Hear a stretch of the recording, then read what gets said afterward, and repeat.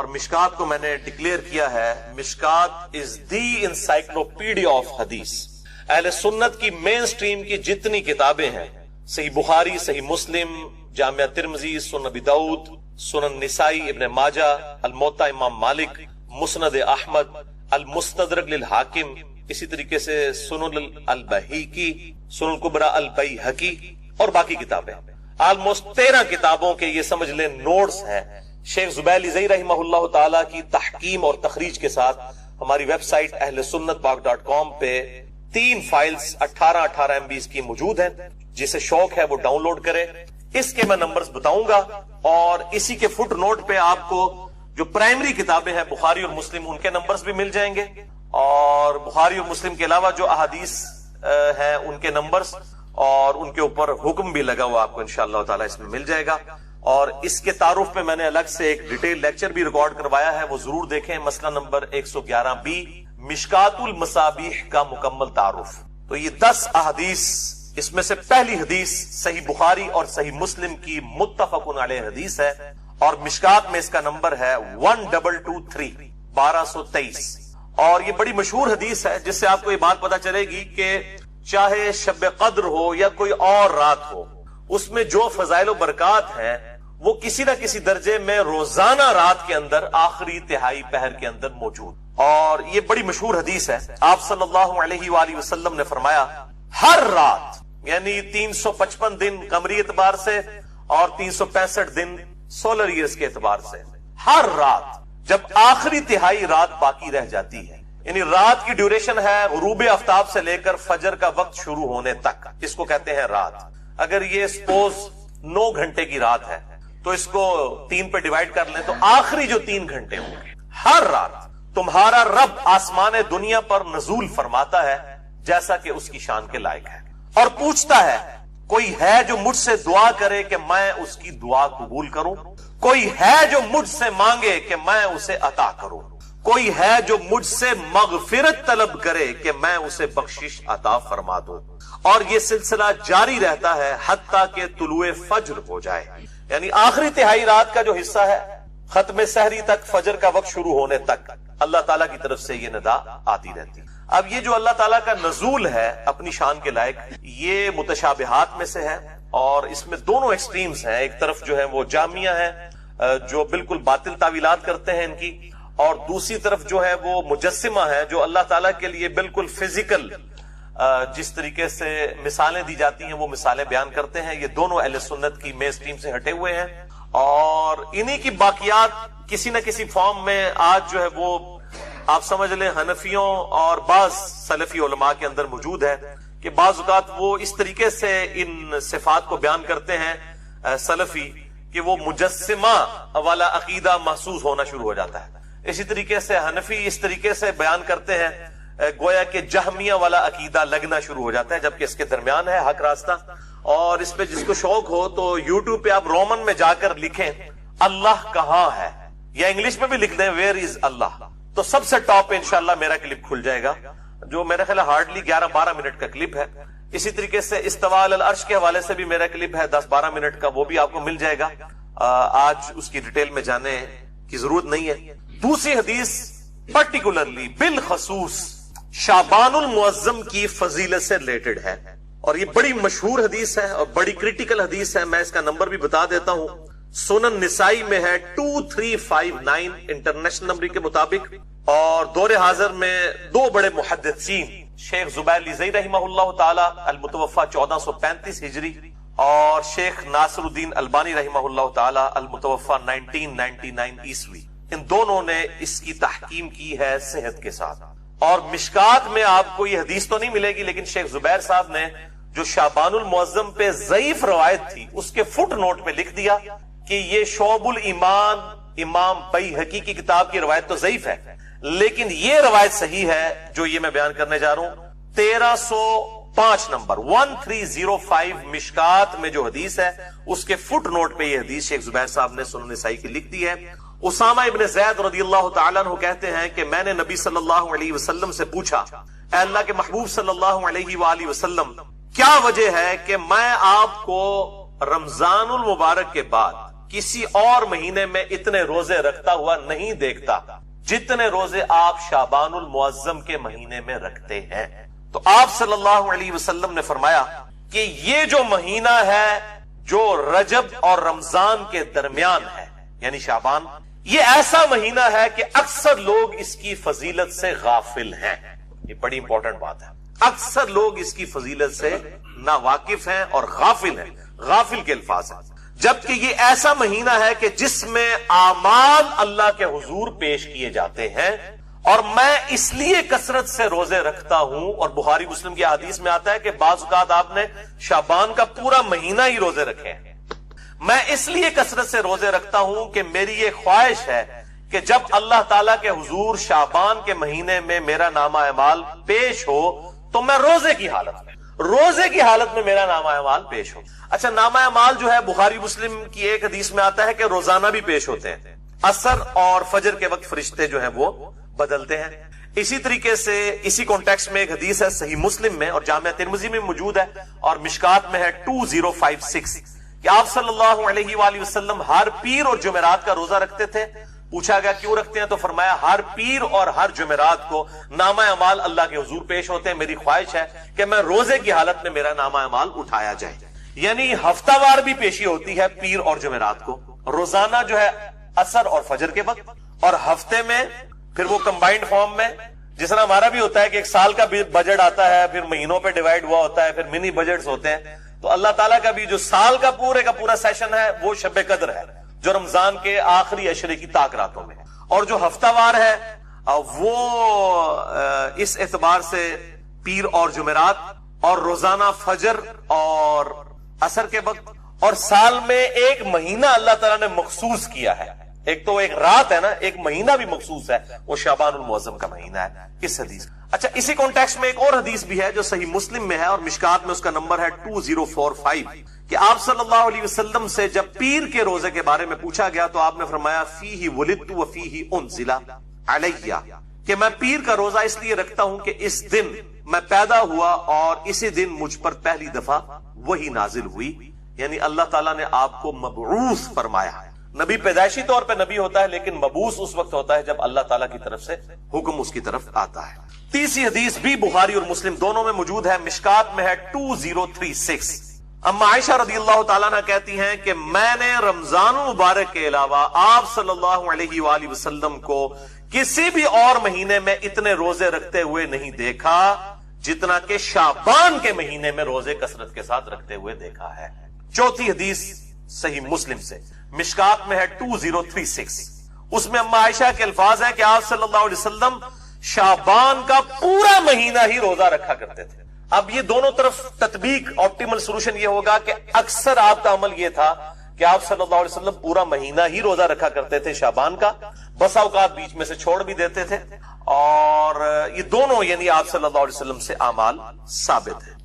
پانچویں حدیث بھی صحیح مسلم سے، آپ دیکھ لیں یہ ساری کی ساری حدیث بخاری اور مسلم سے ہیں سوائے ایک سنن نسائی والی حدیث، اور مشکات میں ہے 2046 صحیح مسلم کے ریفرنس سے کہ اما عائشہ رضی اللہ تعالیٰ عنہ کہتی ہیں کہ آپ صلی اللہ علیہ وسلم ہر مہینے 3 روزے رکھا کرتے تھے اور اس چیز کی بھی پرواہ نہیں کرتے تھے کہ وہ کن ایام میں ہو، یعنی آپ صلی اللہ علیہ وسلم 3 روزے تو کم از کم رکھا کرتے تھے مہینے کے، ہر ہفتے میں بھی 2 روزے ہوتے تھے، وہ 8 روزے الگ ہیں پیر اور جمعرات کے، اس کے علاوہ مہینے میں 3 روزے، لیکن اس کی پرواہ نہیں کرتے تھے کہ کن دنوں میں ہوں۔ لیکن ایک عمومی عمل ہے وہ ایام 20 کا ہے، یہ 20 ایلپس بیضا ہم اردو میں بھی استعمال کرتے ہیں، یعنی جن دنوں میں چاند گول ہو جاتا ہے وہ ایام 20، عربی میں بید کہلائے گا، دعاد آتا ہے اینڈ پہ، اور اردو میں 20 با یا اور دعاد، جن دنوں میں چاند گول ہوتا ہے انہیں کہتے ہیں ایام 20، 13، 14 اور 15 چاند کی راتیں، ان میں آپ صلی اللہ علیہ وسلم کا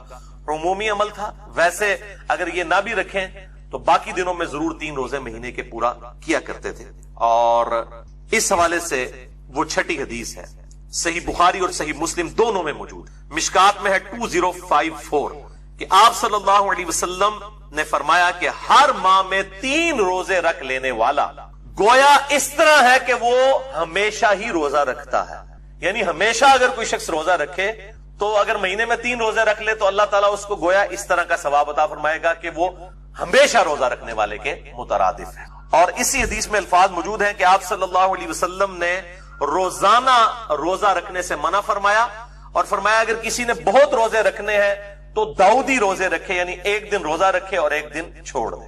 یہ ایز اے لاسٹ ریزارٹ، یعنی مہینے میں آپ یہ ایک روزہ چھوڑ کے ایک روزہ یہ رکھ سکتے ہیں، اس کی اجازت مرحمت فرما دی۔ اچھا، یہ جو سیم فضیلت ہے، جو مہینے میں 3 روزے رکھے اسے پورے سال کے روزوں کا ثواب ملے گا۔ اب مہینے میں 3 رکھیں تو سال کے کتنے بنے؟ 12 دیا 36۔ ایک آسان عمل بھی ہے، وہ صحیح مسلم میں ہے اور مشکات میں 2047 کہ آپ صلی اللہ علیہ وآلہ وسلم نے فرمایا جو شخص رمضان کے بعد 6 روزے رکھ لے شوال کے، اب اس میں کوئی شرط نہیں ہے کہ وہ فوراً بعد شروع کرنے ہیں، بعض نے کہا جی ایک فوراً رکھ لو باقی پاویں پورے مہینے کے رکھ لو، کوئی تفریق نہیں ہے، پورے مہینے میں جس وقت چاہیں یہ 6 کی گنتی پوری کر سکتے ہیں، چاہے فوراً بات کر لیں چاہے بعد میں شروع کریں، جس وقت مرضی یہ 6 روزے رکھ لے۔ صحیح مسلم مشکات میں 2047۔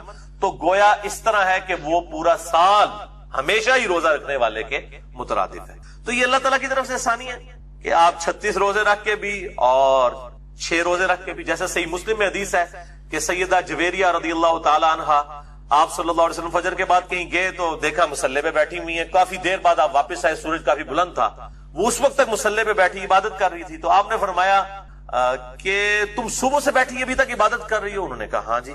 تو آپ صلی اللہ علیہ وسلم فرمایا کہ میں نے 4 کلمات 3 دفعہ کہے ہیں اور مجھے اس سے زیادہ ثواب مل گیا، سبحان اللہ وبحمدہ عدد خلقہ ورضا نفسہ وزنۃ عرشہ ومداد کلماتہ۔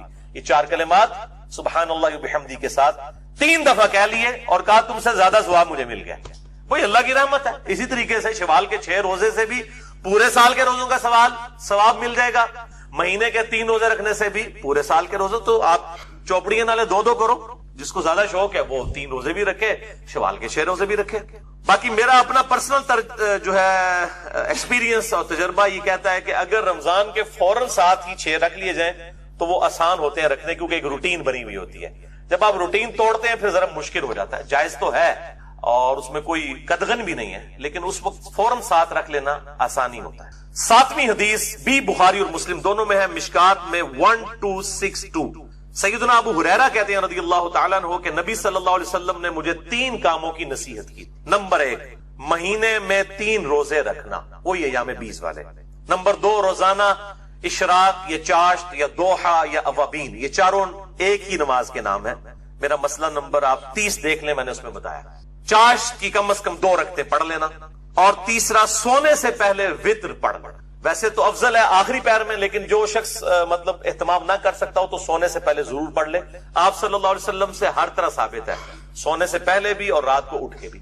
اور نماز وتر پہ میں نے ڈیٹیل 2 گھنٹے کا لیکچر دے دیا ہے، مسئلہ نمبر 130، مسئلہ نمبر 130، نماز وتر سے متعلق صحیح فقہی احکام و مسائل۔ 8ویں حدیث سنن نسائی سے ہے، مشکات میں اس کا نمبر ہے 2071۔ ابن عباس رضی اللہ تعالیٰ عنہ کہتے ہیں کہ آپ صلی اللہ علیہ وآلہ وسلم چاہے سفر ہو چاہے مقیم حالت میں حضر میں ہو، آپ صلی اللہ علیہ وسلم ایام 20 کے روزے کبھی نہیں چھوڑتے تھے، سفر میں بھی رکھتے تھے، 13، 14 اور 15۔ 9ویں حدیث سیدنا ابو ذر غفاری رضی اللہ تعالیٰ عنہ کے حوالے سے ہے، جامعہ ترمذی میں اور سنن نسائی کے اندر، مشکات میں اس کا نمبر ہے 2057۔ ابو ذر غفاری رضی اللہ تعالیٰ عنہ کہتے ہیں کہ آپ صلی اللہ علیہ وآلہ وسلم نے فرمایا کہ اے ابو ذر، جب تم مہینے میں 3 روزے رکھو تو 13، 14 اور 15 کو رکھا کرو چاند کی، یعنی ایام 20 جن میں چاند گول ہوتا ہے، 13، 14، 15۔ لیکن مسلم کی حدیث ہم پہلے سن چکے ہیں، یہ ضروری نہیں ہے، یہ بہتر ہے 13، 14، 15، ادروائز آپ پورے مہینے میں کسی بھی وقت 3 روزے رکھ سکتے ہیں، یہ افضلیت والا معاملہ ہے۔ اب آگے میرے بھائیوں وہ ٹروتھ ریویلنگ 10ویں حدیث شعبان المعظم کے روزے کے حوالے سے، اور پرٹیکولرلی 15 شعبان المعظم کا جو روزہ ہے اس کے حوالے سے۔ اس کو شب برات کے ساتھ کوئی مکس نہ کرے، وہ 15ویں رات ہے، یہ 15واں دن ہے، وہ الگ چیز ہے، یہ الگ چیز ہے، کیونکہ جن لوگوں نے جنہوں کہتے ہیں روند مارنا ہوتا ہے نا، وہ کو گل کچھ دی کچھ بنا چھڑ دینا، تو میں پہلے کلیئر کر لوں، یہ شب برات کی بات نہیں ہو رہی، یہ 15 شعبان کے دن کے روزے کی بات ہو رہی ہے۔ صحیح بخاری اور صحیح مسلم دونوں میں یہ حدیث موجود ہے۔ بخاری میں اس کا نمبر ہے 1983، اور مسلم میں 2751 اور مشکات میں اس کا نمبر ہے 2038. اور اس حدیث سے جو میں رزلٹ نکال رہا ہوں یہ میرا تفرد نہیں ہے، اہل سنت ہی میں سے ایک اہل حدیث میں سے نکلا ہوا آف شوٹ ہے جماعت المسلمین والے، ان کا بھی یہی موقف ہے. وہ بھی 15 شعبان کے روزے کو نہ صرف سنت بلکہ واجب سمجھتے ہیں. وہ دوسری ایکسٹریم پہ ہیں، میں ان کا بھی رد کر دوں گا. بہرحال وہ 15 شعبان کے روزے کو بخاری اور مسلم کی اس حدیث کے تحت سنت سمجھتے ہیں. سیدنا عمران بن حسین رضی اللہ تعالیٰ عنہ کہتے ہیں کہ نبی صلی اللہ علیہ وآلہ وسلم نے مجھ سے یا کسی اور شخص سے یہ بات پوچھی. اب وہ تابعی کو یاد نہیں کہ انہی سے پوچھی تھی یا کسی اور صحابی سے. کیا پوچھا؟ اصمت من سرر شعبان، کیا تم نے شعبان، سرر شعبان، یہ سرر عربی میں دو معنوں میں استعمال ہوتا ہے. ایک تو یہ اردو میں بھی ہم سرے کے طور پہ بھی استعمال کرتے ہیں نا، شعبان کے سرے کا روزہ رکھا ہے، یا وہ سرا ہوگا پہلا عشرہ یا ہوگا تیسرا عشرہ. اور ایک جو سرر کا معنی ہے وہ درمیان اور بیچ بھی آتا ہے، کھوکھلی چیز، سینٹر کے لیے بھی یہ سرر کا لفظ استعمال ہوتا ہے. اور یہ اپروپریٹ ٹرانسلیشن ہے کیونکہ اس کو سپورٹیو ایک اور حدیث ہے جو میں انشاءاللہ آن کیمرہ بھی دکھا دوں گا انشاءاللہ. تو تم نے سرر شعبان یعنی شعبان کے بیچ کا روزہ رکھا ہے؟ تو انہوں نے عرض کیا نہیں یا رسول اللہ صلی اللہ علیہ وآلہ وسلم. تو آپ نے فرمایا پھر جب تم رمضان کے روزے مکمل کر لو تو شوال کے اندر 2 روزے رکھ لینا. یعنی یہ ایک روزہ چھوٹا ہے، اب اس کے بدلے 2 روزے رکھ دینا. یہ ترغیب دلانے کے لیے کوئی واجب نہیں، ترغیب دلانے کے لیے، یعنی وہ اس کے ایکویلنٹ 2 روزے ہو جائیں. بعض لوگ اس طرف گئے کہ یہ جو بیچ والا شعبان ہے اس سے مراد ایام 20 کے 3 روزے ہیں. بھائی اگر 3 چھوڑے ہوتے تو اس کے بدلے 6 رکھوائے جاتے یا کم از کم 3 کو کم کر کے تو آپ نے 2 نہیں کروانے تھے. لاجیکلی 3 کو 3 تو رکھنا چاہیے تھا. تو اس سے مراد ایک ہی روزہ ہے 15 شعبان کا سینٹر کا، اور اس کے ایکویلنٹ پھر کہا گیا اگر وہ رہ جائے تو شوال میں 2 روزے رکھنا. یہ حدیث بخاری اور مسلم دونوں میں ہے. صحیح مسلم میں ایک اس کا طریق ہے جس نے بالکل یہ ایمبیگوٹی جو ابہام ہے وہ دور کر دیا. انٹرنیشنل نمبر کے مطابق 2745 ہے. یہ مشکات میں موجود نہیں ہے، مسلم میں ہے. اور اس میں سرر شعبان کی جگہ لفظ ہے سرتی ھذا الشہر. سرہ کہتے ہیں عربی میں ناف کو. ناف تقریباً جسم کے سینٹر میں ہوتی ہے، یہ آپ سمجھ لیں سینٹر آف گریوٹی ہے انسان کا. ناف، نیول ہم انگلش میں کہہ دیتے سے. تو یہ سرہ وہ آتا ہے نا تحت السرہ اور فوق السرہ، ناف کے اوپر ناف کے نیچے علی سرہ. تو اس میں سرتی ھذا الشہر ہے. صحیح مسلم 2745. یہ حدیث میرے بھائیوں میں نے گھر میں نہیں بنائی، یہ میں سب سے زیادہ چونکہ مسئلہ اہل حدیث کو ہوگا میں اہل حدیث کا ترجمہ ہی دکھانے لگا ہوں. صحیح مسلم شریف مکتبہ اسلامیہ کی چھپی ہوئی، علامہ وحید الزمان صاحب کا ترجمہ ہے، انٹرنیشنل نمبر کے مطابق یہ چھپی ہوئی ہے صحیح مسلم. اس میں میں آپ کو حدیث دکھا دیتا ہوں، اور اس کے اوپر امام نووی نے جو ہیڈنگز باندھی ہوئی ہیں، چونکہ مسلم کے باب امام نووی نے باندھے ہیں، المتوفا 676 ہجری، امام مسلم نے باب نہیں باندھے تھے. انہوں نے بھی اس حدیث کو لیا ہے کہ یہ شعبان کے بیچ میں جو روزہ آتا ہے اس سے ریلیٹڈ ہے، کنارے والا نہیں ہے. کنارے والی یہ حدیث جو ہے الگ ہے، وہ مسلم میں 2751 ہے اور بخاری میں 1983. لیکن وہ بھی پھر اس کی وجہ سے بیچ ہی معنی لیا جائے گا. جب 3 معنی بن رہے ہیں تو وہ ہوگا جہاں پہ سرہ کے الفاظ ہیں. یہ حدیث دکھا دیں 2745، یہ عربی بھی اور ساتھ اس کا ترجمہ بھی، یہ جہاں پہ میری انگلیاں ہیں اسی صرف پیج کو کور کرنا ہے، ذرا بڑا کر کے نظر آئے. اور یہ سیم وہی حدیث ہے عمران بن حسین والی رضی اللہ تعالیٰ عنہ. یہ الگ سے کوئی حدیث نہیں، اور اس میں بھی وہی الفاظ ہیں کہ آپ نے پوچھا کیا تم نے اس مہینے کے سرہ میں روزہ رکھا ہے.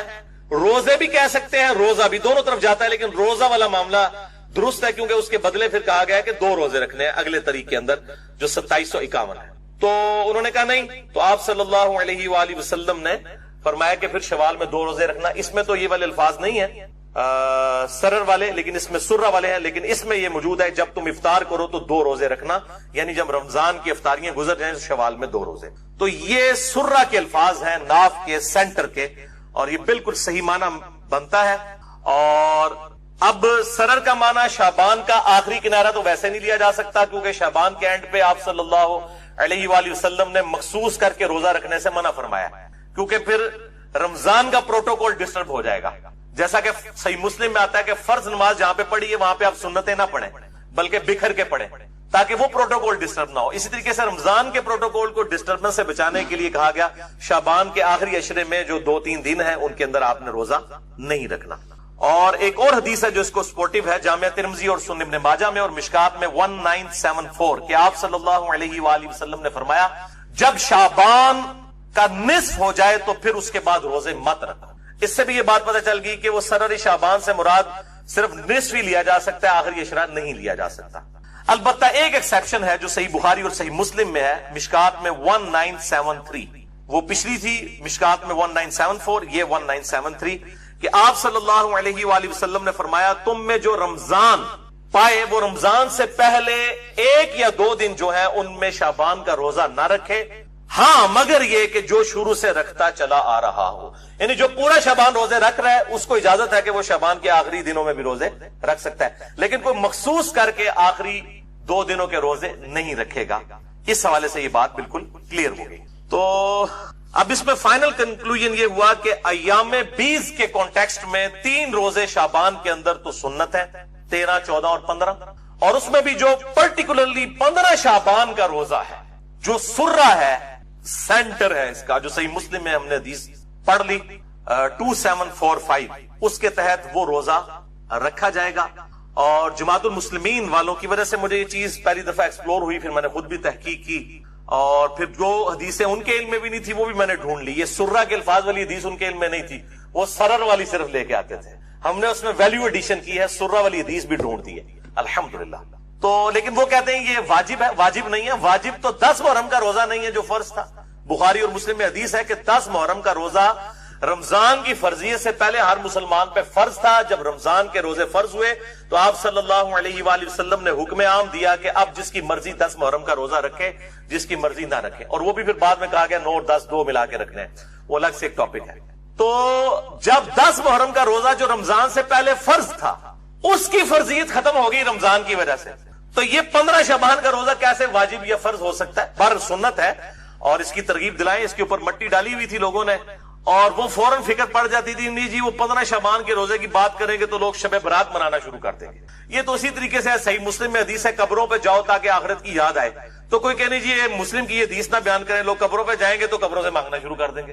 یہ وہی چیز ہے کہ ناک میں مکھی بیٹھے تو ناک ہی کاٹ دو, بھائی مکھی کو اڑائیں آپ. تو یہ جو علماء کے فرقہ وارانہ تعصب پر مبنی رویے ہیں, اب آج تو زیر عتاب اہل حدیث علماء میں, اس کے علاوہ بھی جو بریلوی دیوبندی ان کے اندر اس سے زیادہ خرابیاں پائی جاتی ہیں, اہل تشیع کے اندر اس سے زیادہ خرابیاں پائی جاتی ہیں. میں سب کو مطلب پرٹیکولر کر رہا ہوں. ظاہر ہے کہ بعض اوقات کسی ایک کا دن ہوتا ہے, آج چونکہ ان کا دن آیا ہوا ہے, اور اس کے بعد اب بریلیوں والا معاملہ شروع ہو جائے گا. شب برات کے حوالے سے کوئی روایت بھی صحیح سند سے ثابت نہیں, البتہ ایک تابعی کا قول ہے, میں وہ بیان کر دوں گا انشاءاللہ تعالی. تو یہ جو روزہ ہے اب 1438 ہجری جو یہ سال اب ہے ہجری اعتبار سے, اس میں جو شعبان المعظم 1438 ہجری کا جو 15 شعبان کا روزہ ہے وہ آ رہا ہے 12 مئی 2017 کو. آج 6 مئی 2017 ہے, 12 مئی 2017 جمعے کے دن. اور بخاری و مسلم میں حدیث موجود ہے, ابو داؤد میں ذرا وضاحت کے ساتھ ہے, آپ صلی اللہ علیہ وسلم نے اکیلے جو ہے وہ جمعے کا روزہ اور اکیلا ہفتے کا روزہ رکھنے سے منع فرمایا. لیکن اسی مسلم کی حدیث میں الفاظ ہیں جو میں آگے چل کے وہ حدیث بیان بھی کر دوں گا کہ اگر یہ جو جمعے کا روزہ ہے یہ بیچ میں آ جائے یا کوئی خاص ایک مخصوص ٹائم کے اوپر آ جائے پھر وہ ایکسیپشن ہے. یعنی اگر 10 محرم آ جاتی ہے جمعے والے دن, یا اسی طریقے سے یوم عرفہ کا روزہ آ جاتا ہے جمعے والے دن, تو پھر اب یہ نہیں دیکھا جائے گا کہ جمعے کا روزہ منع ہے تو یوم عرفہ کا بھی روزہ نہیں رکھیں گے, نہیں, یا ہفتے والے دن آ جائے تو روزہ رکھا جائے گا. البتہ بالکل مخصوص کر کے, جس طرح یہودیوں نے ہفتے کا دن کر لیا اور عیسائیوں نے اتوار کا دن, اس طریقے سے مخصوص کرنے کو آپ صلی اللہ علیہ وآلہ وسلم نے منع فرمایا ہے. اور یہ حدیث صحیح مسلم میں ہے 2684 اور مشکات میں ہے 2052 کہ آپ صلی اللہ علیہ وآلہ وسلم نے فرمایا تم میں سے کوئی شخص شب جمعہ کو قیام کے لیے اور جمعے کے دن کو روزے کے لیے مخصوص نہ کر لے سوائے اس کے کہ تمہارے روزوں کے درمیان وہ آ جائے. اگر وہ کوئی ایسا معاملہ ہے جو علیحدہ سے فضیلت موجود ہے, یا آپ کنزیکٹو روزے رکھ رہے ہیں یا الگ سے فضیلت ہے, اس کی پھر ایکسیپشن ہے. اور بیسیکلی یہود و نصارہ کی مخالفت کے لیے بات کی گئی, لیکن افسوس امت صرف جمعے کی نماز ہی پڑھتی ہے اکثر. حالانکہ آپ صلی اللہ علیہ وسلم نے کہا کہ اس طرح کے سے تم نہ بن جانا یہودیوں کی طرح عیسائیوں کی طرح, نعوذ باللہ من ذالک.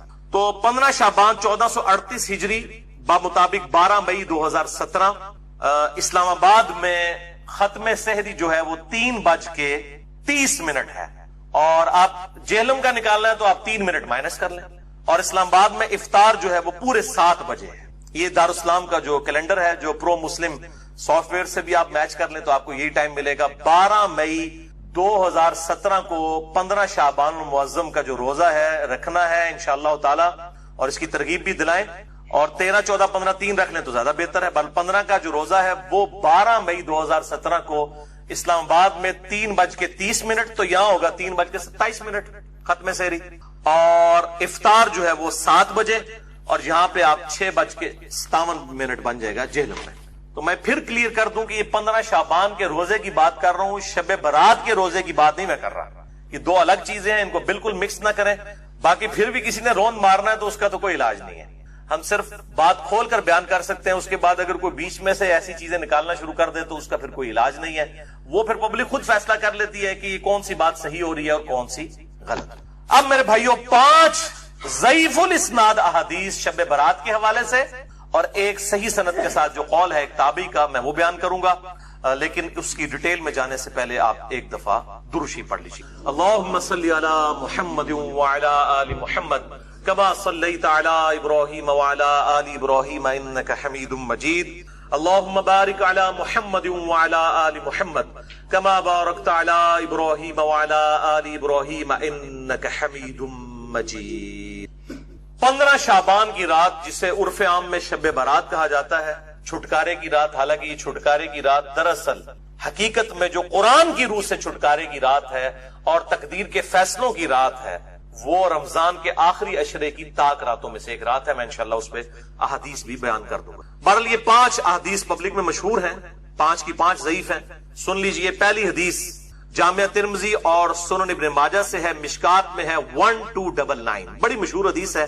اما عائشہ رضی اللہ تعالیٰ عنہ کہتی ہیں آپ صلی اللہ علیہ وآلہ وسلم کو میں نے ایک رات بستر پہ نہیں پایا تو میں آپ کو ڈھونڈتے ہوئے نکلی، تو آپ صلی اللہ علیہ وآلہ وسلم بقیع غرقد تشریف لے گئے تھے، بقیع قبرستان میں، اور آپ صلی اللہ علیہ وآلہ وسلم نے وہاں پر یعنی دعا فرمائی، اور اما عائشہ کہتی ہیں کہ میں آپ صلی اللہ علیہ وآلہ وسلم سے پہلے ہی واپس آ گئی، تو آپ صلی اللہ علیہ وسلم نے مجھ سے مخاطب ہو کر فرمایا کہ کیا تم نے یہ گمان کیا تھا کہ اللہ اور اس کا رسول تم سے خیانت کریں گے؟ یعنی سانس پھولا ہوا تھا تو آپ کو پتا چل گیا کہ یہ میرے پیچھے آئی تھی، یعنی مراد یہ کہ تم یہ سمجھی کہ میں کسی اور زوجہ کے پاس چلی گئی، اور وہی اما عائشہ نے کہا کہ ہاں میں یہی سمجھی تھی۔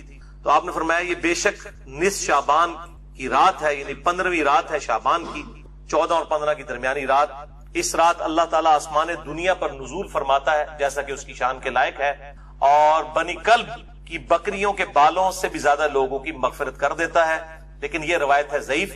ڈاکٹر طاہر القادری صاحب یہ روایت پڑھتے پڑھتے ٹھٹک گئے، کیونکہ اس کے آگے لکھا تھا امام ترمذی نے کہ روایتی جعلی ہے، لیکن یہ علماء اتنے بے شرم ہیں اور بالکل خیال نہیں کرتے ہیں کہ آدھی حدیثیں پڑھتے ہیں، اور چلے کوئی جاہل ہو تو ہم اس کو بینیفٹ آف ڈاؤٹ دے سکتے ہیں، لیکن اگر کوئی عالم اس طرح کی کام کرے گا تو اس کو تو پھر ہم نہیں چھوڑیں گے۔ یہ بے شرمی کی انتہا ہے اور علمی خیانت کی انتہا ہے۔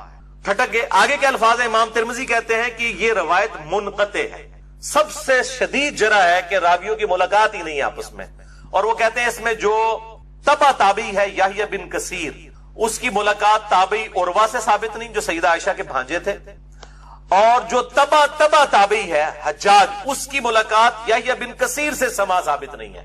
اور پھر ساتھ امام ترمذی نے لکھا کہ میں نے اپنے استاد امام بخاری رحمہ اللہ تعالی، جنہوں نے صحیح بخاری لکھی ہے، ان سے جب اس حدیث کے بارے میں پوچھا تو انہوں نے بھی کہا یہ حدیث صحیح نہیں ہے، یہ حدیث ضعیف ہے، اور یہ سارے حکم انہوں نے بتائے۔ البتہ ایک حدیث ہے صحیح مسلم میں 2256، جس میں رات کا تو ذکر نہیں کہ یہ کون سی تھی، بہرحال یہ الفاظ موجود ہیں صحیح مسلم 2256 کہ آپ صلی اللہ علیہ وسلم ایک دفعہ رات کو اٹھ کے قبرستان بقیع غرقد چلے گئے، 3 دفعہ یوں ہاتھ اٹھا کر آپ نے دعا کی، بڑی لمبی دعا کی، اما عائشہ بھی پیچھے پہنچی، اور پھر بعد میں پہلے ہی وہ آگے اپنے بسترے پہ سانس بھولا ہوا تھا، آپ نے فرمایا کہ تو میرے پیچھے آئی تھی، تو نے کیا سمجھا اللہ اور اس کا رسول خیانت کریں گے، سیم وہی الفاظ ہے۔ پھر آپ نے فرمایا کہ جب تم سوئی ہوئی تھی، لیٹی ہوئی تھی، میں نے گمان کیا کہ تم سو گئی ہو، میرے پاس جبرائیل آئے تھے، انہوں نے مجھے اللہ کا پیغام دیا کہ جا کر بقیع غرقد میں جو دفن ہیں مسلمان ان کے لیے دعائے مغفرت کریں، تو میں ان کی دعائیں مغفرت کے لیے بقیہ غرقد قبرستان میں آیا اور 3 دفعہ ہاتھ اٹھا کے دعا کی. اس سے یہ بھی بات پتہ چلی کہ بعض جو سلفی علماء کا یہ موقف ہے کہ قبر کے سامنے ہاتھ اٹھا کے دعا نہیں کر سکتے، وہ بالکل باطل ہے. قبر کے سامنے ہاتھ اٹھا کے دعا کر سکتے ہیں، اور اس میں یہ نہیں ہے کہ وہ قبر والے سے مانگ رہے ہیں، وہ آپ اللہ ہی سے مانگ رہے ہیں. نبی صلی اللہ علیہ وسلم نے بقیہ غرقد قبرستان میں 3 دفعہ ہاتھ اٹھا کے دعا کی. صحیح مسلم 2256. بلکہ المستدرک للحاکم میں موجود ہے کہ تمہارا رب حیا فرماتا ہے اس شخص سے جو ہاتھ اٹھا کے دعا کرے کہ اسے محروم لٹائے. ہاتھ اٹھا کے دعا کرنا یہ افضل عمل ہے، اور آپ ہر دعا کے لیے، ایون نماز کے بعد بھی آپ اجتماعی دعا کی بات نہیں کر رہا، الگ سے جو آپ دعا ہاتھ اٹھا کے کریں تو زیادہ بہتر ہے. نہ بھی اٹھائیں تب بھی ٹھیک ہے. ہم ٹوائلٹ میں جاتے ہیں تو ہاتھ اٹھا کے دعا کرنے تو نہیں جاتے، کر کے جاتے ہیں. یا بسم اللہ جو ہم پڑھتے ہیں کھانے سے پہلے ہاتھ اٹھا کے تو نہیں.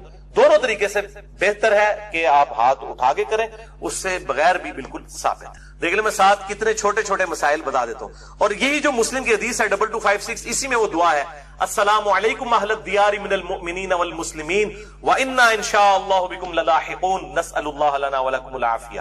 جو قبرستان جانے کی دعا ہے کہ اے اس قبرستان کے رہنے والے مسلمان مرد و عورت، مومنین مرد و عورت، ہم تم پر سلامتی بھیجتے ہیں اور ہم تم سے اللہ کے حضور جو ہے وہ عافیت کا سوال کرتے ہیں. بے شک ہم بھی مر کے تمہارے پاس آنے والے ہیں، اپنے لیے بھی اور تمہارے لیے بھی اللہ کے حضور ہم عافیت کا سوال کرتے ہیں. دوسری حدیث شعب الایمان، امام بیہقی کی کتاب میں ہے 1305، مشکات کے اندر اس کا نمبر ہے، اور یہ ویسے پرائمری کتاب ہے امام بیہقی کی شعب الایمان. ام عائشہ کہتی ہیں کہ 15 شعبان کی رات تھی. اس کے بارے میں آپ صلی اللہ علیہ وآلہ وسلم نے فرمایا کہ 15ویں رات کو اس سال پیدا ہونے والے اور اس سال فوت ہونے والوں کے نام لکھ دیے جاتے ہیں. اسی رات اعمال اوپر چڑھتے ہیں اور لوگوں کا رزق بھی لکھ دیا جاتا ہے. یہ سارے فضائل قرآن کے اندر سورہ القدر سورت نمبر 97 میں تقدیر کے فیصلے کی رات اور سورہ الدخان کے اندر شب قدر کے بارے میں آئے ہیں. اور میرا اصول یہ ہے کہ اگر کوئی حدیث جس کو محدثین بھی ضعیف کہہ رہے ہوں اور وہ قرآن سے بھی ٹکرا رہی ہو تو اس کو ریجیکٹ کرنا بالکل آسان کام ہے. اس حوالے سے وہ حدیث بھی میں انشاءاللہ بعد میں بتا دیتا ہوں. تو یہ روایت بھی منقطع ہے. اس میں ابن حارث جو تابعی ہے اس کی سیدہ عائشہ سے کوئی ملاقات ثابت نہیں ہے، یہ منقطع روایت ہے. اور دوسرے طریق میں ابن کثیر العبدی ضعیف راوی ہے. البتہ جو شعبان میں اعمال اللہ کے حضور چڑھائے جاتے ہیں وہ حدیث ٹھیک ہے، سنن نسائی 2359 جو ہمارا آلریڈی ڈسکس کر چکے. تیسری حدیث سنن ابن ماجہ سے ہے 1306، مشکات کے اندر اس کا نمبر ہے. اور اس حدیث کو وہ ضعیف جمع ضعیف برابر ہے حسن کا فارمولہ لگا کے شیخ البانی نے صحیح کہا ہوا ہے. اور اس میں مجھے ایک لطیفہ بھی ضمناً یاد آ گیا. آج سے کئی سال پہلے اسلام آباد میں ایک اہل حدیث عالم جو ہے وہ بریلویوں پہ گرج رہے تھے یہ بدعت ہے اس رات میں عبادت کرنا، کوئی ثابت نہیں، کوئی حدیث نہیں. تو میں نے ان کو ایک چٹ لکھ کے بھیجی کہ آپ کے جو روحانی ابا جان ہے محدث اعظم سعودیہ شیخ ناصر الدین البانی، انہوں نے تو یہ سنن ابن ماجہ کی روایت کو جو مشکات میں 1306 ہے اس کو تو صحیح کہا ہوا ہے. تو مہربانی کر کے یہ جتنا غصہ ہے یہ البانی پہ بھی نکالیں آپ. تو اگر آپ کہتے ہیں اس کی اجتہادی غلطی ہے تو ان بیچاروں کو بھی اجتہادی غلطی کہہ کے چھوڑ دیں. یعنی آپ نے دوغلی پالیسی کیوں رکھی ہے؟ یا کم از کم پبلک کو بتائیں تو صحیح. لے جی بے شرمی کی انتہا، اس بندے نے چٹ بھی پڑھی ہے لیکن بیان نہیں کیا.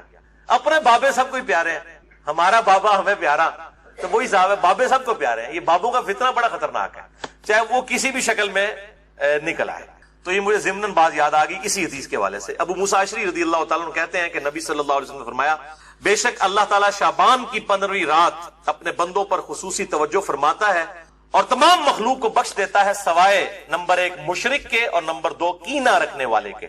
یہ انتہائی سخت ضعیف روایت ہے اور اس میں کئی حکم ہے. نمبر 1 زبیر بن مسلم اور عبد الرحمن مجہول راوی ہیں، ان نون راوی ہیں جن کا کوئی یعنی لاپتہ راوی ہیں جن کا کوئی تعارف نہیں ہے. دوسرا ابن لہیہ اور ولید بن مسلم، یہ دونوں مدلس ہیں اور عام سے روایت کر رہے ہیں اور سما کی تصریح کوئی نہیں ہے. اور شیخ زبیر صاحب نے مشکات 1306 کے فٹ نوٹ پہ لکھا کہ اس کی جو سند ہے یہ ظلمات میں ڈوبی ہوئی ہے، یعنی کسی صورت ہی حسن درجے تک نہیں پہنچتی ہے. یہ تو ضعیف میں بھی سخت ترین ضعیف روایت ہے. اور اس میں پھر اب وہ 11,000 وولٹ والی روایت یہاں پہ بیان کر دوں جو کہتے ہیں ہم صحیح اور ضعیف کا فرق نہیں کرتے، اور میری مجبوری ہے اس کے بغیر یہ دماغ میں ڈرل نہیں ہوتا یہ روایت میں بیان نہ کروں.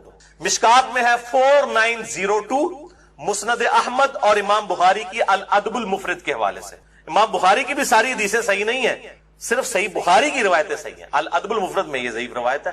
اور اگر ہم وہ ڈاکٹر طارق قاضی صاحب کہتے ہیں ہم امام حنیفہ کے مقلد ہیں، آپ بخاری کے مقلد ہیں، اگر ہم بخاری کے مقلد ہوں تو اس روایت کو صحیح مانیں. مشکات میں 4902 ہے کہ جو شخص اپنے جہلی نسب پر فخر کرے تو اس کو پھر تم کہو کہ تم اپنے جہلی نسب پہ فخر کرتے ہو، اسے کہو کہ اپنے باپ کی شرمگاہ کاٹ کے اپنے منہ میں رکھ لے، نعوذ باللہ من ذالک. اور یہ بات اس سے کنایے سے نہ کرو، ڈائریکٹ کرو.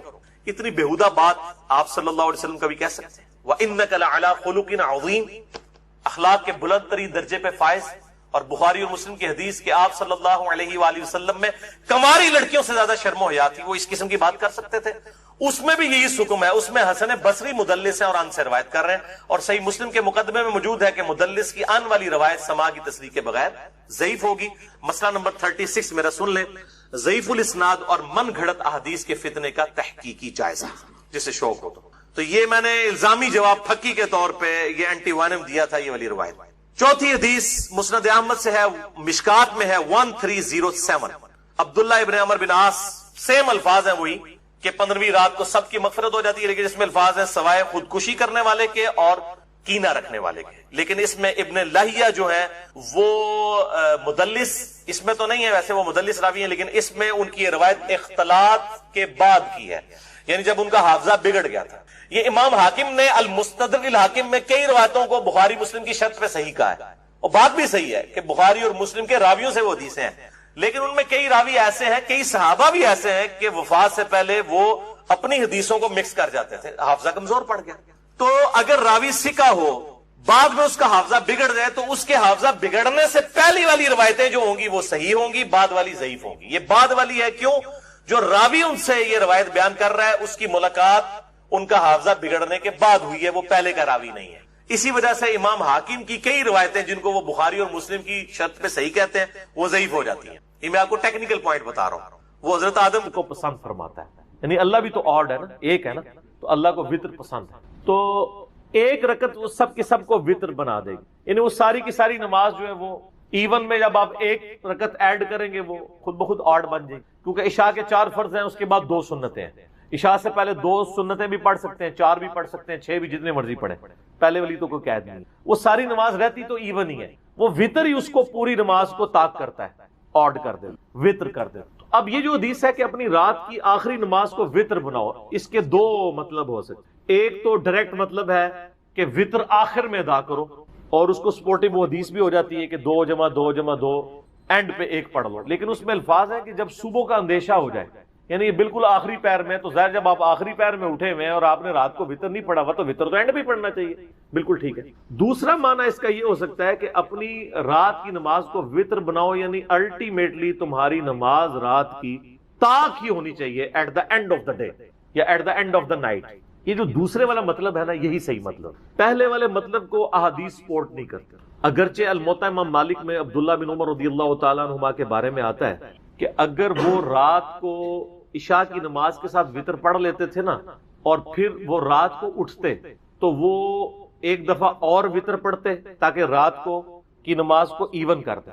اس کے بعد پھر وہ دوبارہ سے نوافل پڑھنا شروع کر دیتے جتنے بھی توفیق ہو، اور اینڈ پہ جا کے دوبارہ سے وطر پڑھ لیتے. یعنی وہ رات میں 3 وطر پڑھتے، ایک رات کو پڑھ کے سوئے ہوئے ہوتے، دوسرا اٹھ کے پڑھ کے اس کو ایون کرنے کے لیے، اور تیسرا وہ پڑھتے تھے اینڈ پہ تاکہ میں رات کی آخری نماز کو وطر بناؤں. عبداللہ بن عمر یہی فارم لیا کرتے تھے کہ اپنی رات کی نماز کو وطر بناؤ سے مطلب یہ ہے کہ وطر اینڈ پہ پڑھنے سے. یہ انہوں نے فارم لیا ہوا تھا، اور یہ فارم ان کا احادیث سے سپورٹیو نہیں تھا، ان کا ذاتی فارم تھا. کیونکہ مسند ابن الجعد، آپ کو پتا نا ابن الجعد ایک محدث ہے، احمد بن حنبل کے استاد ہیں، ان کی بھی ایک مسند ہے.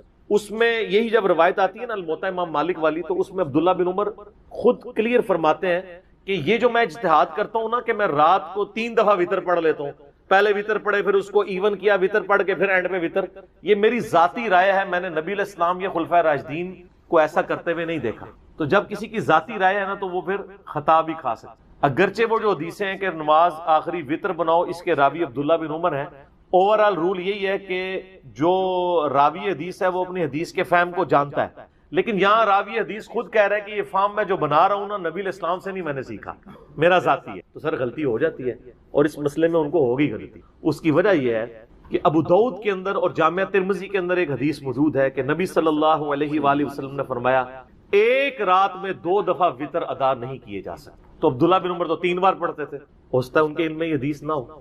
وطر ایک ہی دفعہ رات کو پڑھنا ہے، اور یہ حدیث پوری آپ کو ڈیٹیل سے ملے گی ابو داؤد کے. امام ترمذی تو اتنی حدیث لے کے ہیں، اور ساتھ امام ترمذی نے پھر کمنٹس کیے ہیں. سر کمال، امام ترمذی حدیث لے کے پھر بتایا کہ علماء اور صحابہ میں اختلاف پایا جاتا ہے اس حدیث کے تحت کہ چونکہ رات میں وطر 2 دفعہ نہیں پڑھے جا سکتے، لہٰذا وہ کہتے ہیں وہ جو حدیثیں ہیں کہ نماز کو آخری نماز کو وطر بناؤ، تو اس کا مطلب یہ ہے کہ اگر کوئی یہ مطلب لیتا ہے، ان کا بعض لوگ یہ مطلب لیتے ہیں کہ وطر کے بعد کوئی نماز ایڈ نہیں کر سکتے. کہتے ہیں لیکن دوسرے لوگوں کا موقف یہ ہے کہ وطر کے بعد اگر کوئی نماز ایڈ بھی کر لے تو وطر ٹوٹے گا نہیں، کیونکہ اگر کسی نے رات کو 3 وطر پڑھ کے سویا تھا، عشاء کے 4 فرض اور 2 سنتیں کتنی ہوگی 6 اور 3 وطر کتنے ہو گئے 9. اس کے بعد رات کو اٹھ کے وہ 2 نفل پڑھ بھی لے تو کتنی ہوگی ٹوٹل 11. تو وطر تو نہیں ٹوٹا، وطر ہی رہا. 2 اور پڑھ لے 13، جتنی مرضی پڑھتا جائے وطر ٹوٹے گا نہیں. تو امام ترمذی کہتے ہیں ایک فہم یہ ہے، اور امام ترمذی کہتے ہیں یہی فہم صحیح ہے. اور وہ کہتے ہیں یہ فہم اس لیے بھی صحیح ہے کہ خود نبی علیہ السلام بھی وطر کے بعد 2 نفل پڑھا کرتے تھے. اور پھر وہ آگے حدیثیں لے کے آئے کہ سیدہ ام سلمہ اور سیدہ عائشہ صدیقہ رضی اللہ تعالی عنہا سے روایت ہے کہ نبی صلی اللہ علیہ وآلہ وسلم وطر کی نماز کے بعد 2 نفل پڑھا کرتے تھے. اور یہ جو حدیث ہے نا ترمذی میں، یہ حدیث صحیح مسلم میں بھی موجود. صحیح مسلم میں حدیث ہے کہ سیدہ ام سلمہ سلام اللہ علیہا کہتی ہیں کہ نبی علیہ السلام ہمیشہ وطر کی نماز کے بعد 2 نفل بیٹھ کے پڑھا کرتے تھے. اور صحیح مسلم میں ہی ہے کہ اما عائشہ رضی اللہ تعالیٰ عنہا و سلام اللہ علیہا کہتی ہیں کہ ان سے کسی نے آ کے پوچھا کہ نبی علیہ السلام کا اخلاق کیسا تھا. انہوں نے کہا قرآن نہیں پڑھتے، قرآن ہی نبی علیہ السلام کا اخلاق تھا. پھر اس نے پوچھا کہ نبی علیہ السلام کی رات کی وطر کی نماز کیسی تھی، تو وہ کہتی ہیں کہ نبی علیہ السلام 9 رکعت وطر پڑھا کرتے تھے، جس میں 8ویں رکعت میں بیٹھتے تھے. اس کے بعد اس میں 8ویں رکعت میں درود شریف دعاؤں کے بعد پھر کھڑے ہو جاتے تھے، پھر 9ویں میں بیٹھ کے درود شریف دعاؤں کے بعد سلام پھیر دیتے تھے، اور پھر اس کے بعد 2 نفل بیٹھ کے پڑھا کرتے تھے. پھر جب آپ بوڑھے ہو گئے تو پھر آپ علیہ السلام نے 7 رکعتیں پڑھنا شروع کر دی وطر کی، اور جس میں آپ 6ٹھی رکعت میں بیٹھتے تھے اور 7ویں رکعت میں، اور پھر سلام پھیرنے کے بعد 2 نفل بیٹھ کے پڑھا کرتے تھے. تو جو امام ترمذی نے لکھا وہ صحیح مسلم میں بھی موجود ہے، دونوں حدیثیں ام سلمہ سے بھی اور اما عائشہ سے، کہ نبی علیہ السلام وطر کے بعد 2 نفل بیٹھ کے پڑھا کرتے. اچھا، یہ ترمذی کی ڈیٹیل میں نے آپ کو یہ حدیثیں بتا دی. یہ جو حدیث ہے نا کہ ایک رات میں 2 دفعہ وطر نہیں پڑھ سکتے، جس کی بنیاد پہ میں نے عبداللہ بن عمر کے موقف کو، ان کے اجتہاد کو غلط ڈکلیئر کیا، اور امام ترمذی بھی ایون غلط ڈکلیئر کرتے ہیں. یہ حدیث ابو داؤد میں پوری ہے سیدنا طلق ابن علی سے. یہ مشہور صحابی ہیں. حدیث اس طرح کہ طلق ابن علی کے بارے میں ایک تابعی کہتے ہیں کہ وہ ہمارے گاؤں میں آئے، انہوں نے آ کے ہمیں نماز پڑھائی، رمضان کا قیام کروایا، اور انہوں نے قیام رمضان کے بعد وطر بھی ہمیں پڑھائے. اس کے بعد وہ اپنے علاقے میں واپس تشریف لے گئے اپنی مسجد میں. وہاں پہ لوگ ابھی تک انتظار کر رہے تھے کہ ہمارے امام آئیں گے تو وہی ہمیں قرات، یعنی ان کی ہم ابتدا میں نماز تراویح یا قیام اللیل کریں گے. تو وہاں جا کے طلق ابن علی نے دوبارہ سے قیام اللیل کروایا اپنے گاؤں کے لوگوں کو. اور جب وطر کی باری آئی تو طلق ابن علی نے مصلی چھوڑ کے کہا کہ اپنا امام کھڑا کرو، کیونکہ میں نے نبی علیہ السلام سے سنا ہے کہ ایک رات میں 2 دفعہ وطر نہیں پڑھے جا سکتے، تو میں تو وطر پڑھ چکا ہوں. اس حدیث سے بے شمار مسائل نکل. نمبر 1، طلق ابن علی نے ایک مسئلہ یہ کلیئر کر دیا کہ جو رات کو وطر پڑھ چکا ہے اس کے بعد وہ جتنے مرضی نفل پڑھے اس کا وطر نہیں ٹوٹے گا. نمبر 2، انہوں نے یہ بھی بتا دیا کہ 2 دفعہ وطر نہیں پڑھے جا سکتے. نبی علیہ السلام سے میں نے خود سنا ہے، تو میں چونکہ ایک دفعہ وطر پڑھ چکا ہوں، اب یہ نہیں کہ میں دوسری بار پڑھوں پھر اس کو توڑ کے پھر اس کو دوبارہ آڈ بناؤں، یہ کام نہیں ہوگا. اور نمبر 3، قیام اللیل کی تعداد کے بارے میں کوئی جھگڑا نہیں ہے. اگر اہل حدیث کہتے ہیں جو 11 سے زیادہ رکعتیں نہیں پڑھنی ہے، تو چلے ہم مان لیتے ہیں کہ طلق ابن علی نے 11 رکعتیں پڑھائی تھی ادھر، تو 8 پھر آگے پیچھے پڑھائیں گے، کتنی ہوگی 19-20 نیڑے پہنچ ہی گئے نا. تو اس تراویح کے مسئلے میں کوئی اختلاف نہیں کرنا چاہیے. کوئی 20 پڑھنا چاہتا ہے 20 پڑھے.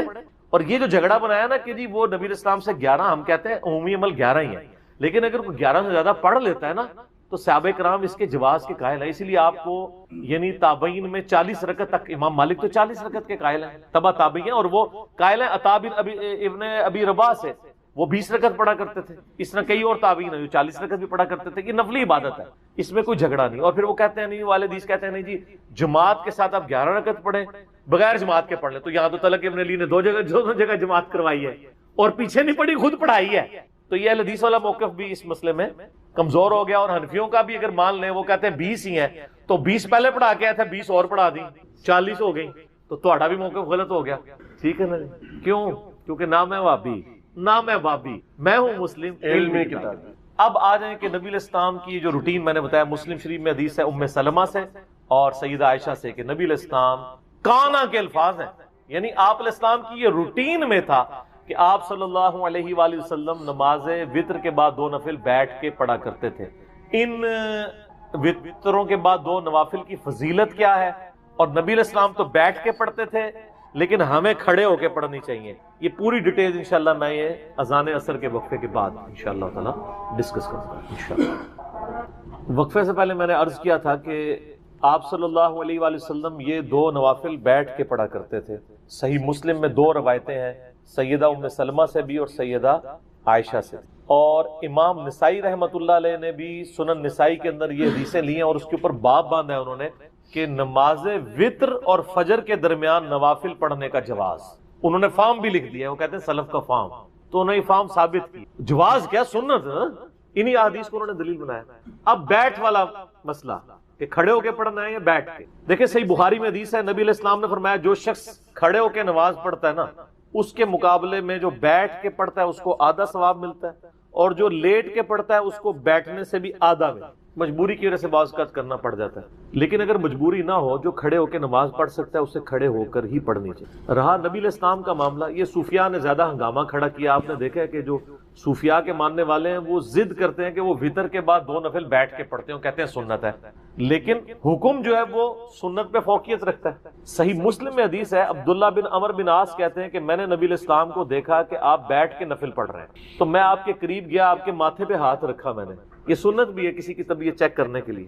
تو ان کا نبی علیہ السلام نے فرمایا کہ عبداللہ کیا کر رہے ہو؟ کہا یا رسول اللہ میں نے آپ سے یہ بات سنی ہے کہ جو بیٹھ کے نوافل پڑھتا ہے اس کو آدھا ثواب ملتا ہے، تو میں چیک کروں کہ آپ بیمار تو نہیں جو بیٹھ کے پڑھ رہے ہیں. تو آپ علیہ السلام فرمایا میں بیمار نہیں ہوں، لیکن میں تم لوگوں کی طرح نہیں ہوں، مجھے اللہ تعالیٰ بیٹھ کے بھی مکمل نماز کا ثواب عطا فرماتا ہے. یہ آپ کی خصوصیت ہے. جیسا کہ صحیح بخاری اور مسلم میں آتا ہے کہ نبی علیہ السلام نے فرمایا کہ ہم انبیاء کی آنکھیں سوتی ہیں، دل جاگتا رہتا ہے، نبیوں کے وضو نہیں ٹوٹتے سونے. سیدہ عائشہ کہتی ہیں کئی بار نبی علیہ السلام یعنی نوافل پڑھ کے تہجد کے لیٹتے، میں آپ کے خراٹوں کی آواز بھی سن، پھر اٹھ کے اسی طریقے سے نماز کے لیے چلے جاتے.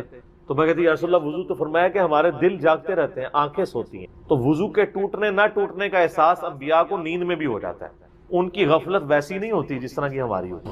تو یہ نبی علیہ السلام کی خصوصیت. تو چونکہ آپ علیہ السلام خود کہہ رہے ہیں کہ کھڑے ہو کے پڑھنا پورا ثواب ہے، بیٹھ کے آدھا ہے، تو لہٰذا اب اس کی پلی نہیں لینی چاہیے. ہم تو الحمدللہ کھڑے ہو کے پڑھتے ہیں نوافل کو، ظاہر پورا ثواب کمانا چاہیے. یہ بہت بڑی ایک فضیلت ہے، اور اس کی فضیلت سن لیں. سنن دارمی کے اندر حدیث ہے صحیح سند کے ساتھ. یہ حدیث صحیح ابن حبان میں بھی موجود ہے، صحیح ابن خزیمہ میں بھی موجود ہے کہ نبی صلی اللہ علیہ وآلہ وسلم نے فرمایا کہ رات کی بیداری ایک مشکل کام ہے. خصوصاً سفر کے کانٹیکسٹ میں آتا ہے، سفر میں تو بندہ تھکا ہوتا ہے. رات کی بیداری ایک مشکل کام ہے، جب تم وتر پڑھ چکو تو 2 رکعت پڑھ لیا کرو. اگر رات کے آخری پہر تمہاری آنکھ نہ بھی کھلی تو اللہ تعالیٰ تمہیں رات کے آخری پہر اٹھ کے جو نماز پڑھنے کا ثواب ہے وہ عطا فرما دے گا. سبحان اللہ، کتنی بڑی آسانی ہے. میرے جیسے کمزور لوگوں کے لیے تو بہت بڑی آسانی ہے. اسی لیے سر ہم پڑھتے ہیں اور لوگوں کو ترغیب بھی دلاتے ہیں کہ یار مفت میں آپ ثواب لیں نا، اور یہ آسانیاں رکھی ہوئی